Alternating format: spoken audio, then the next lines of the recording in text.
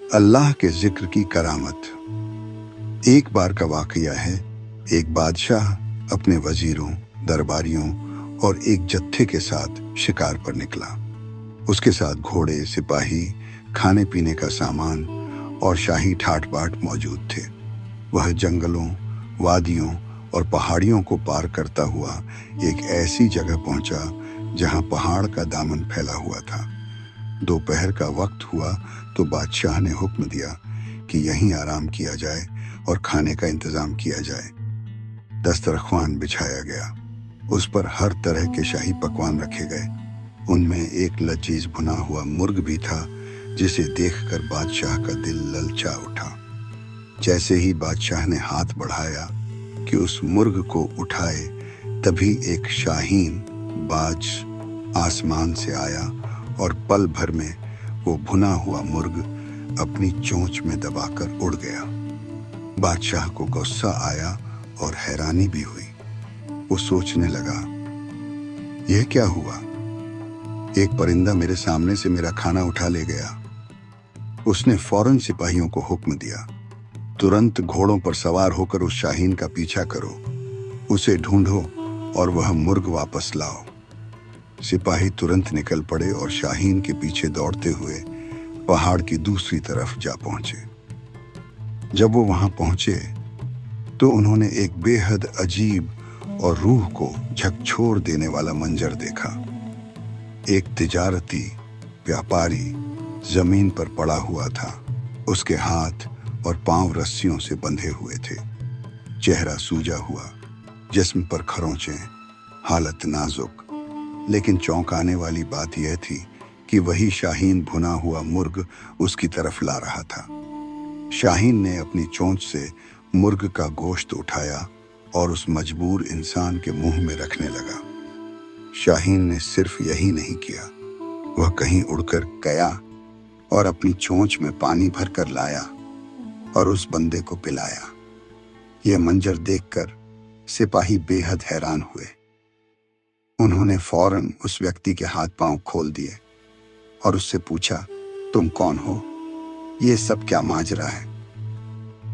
उस शख्स ने थकावट भरी आवाज में जवाब दिया, मैं एक बनिया व्यापारी हूं। कुछ दिन पहले मैं अपने माल असबाब के साथ सफर पर निकला था।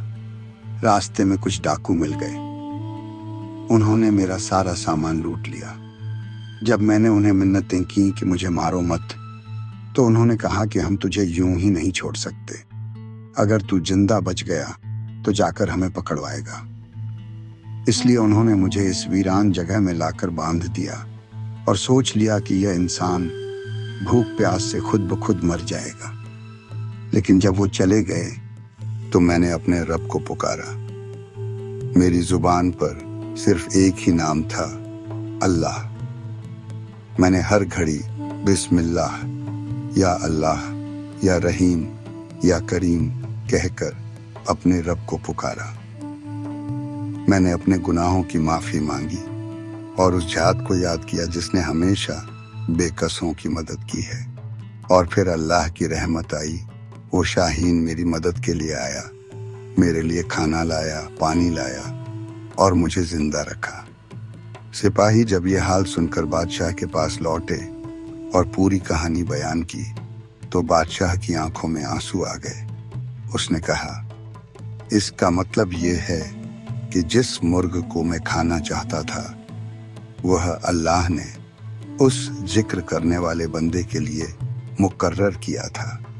मेरी मर्जी थी, लेकिन अमल अल्लाह की मर्जी के मुताबिक हुआ। बादशाह ने उस व्यापारी को ढूंढकर बुलवाया, उसकी मदद की, उसे इज्जत से नवाजा और उसका सामान लौटवाने की कोशिश की और साथ ही ऐलान किया, जिस जबान पर अल्लाह का नाम हो उस पर रहमतों के दरवाजे खुल जाते हैं। इस कहानी से हमें क्या सबक मिलता है? अल्लाह का जिक्र कभी बेकार नहीं जाता। जब इंसान दुनिया से मायूस हो जाता है, हर दरवाजा बंद लगता है, तब सिर्फ अल्लाह का दरवाजा खुला रहता है। دل سے پکارو تو مدد ضرور آتی ہے۔ ایک مجبور انسان کے لیے خدا نے پرندے کو وسیلہ بنایا، کیونکہ اس بندے کی نیت پاک اور زبان پر اللہ کا نام تھا۔ ذکر کی لذت ہر لذیذ کھانے سے بڑھ کر ہوتی ہے۔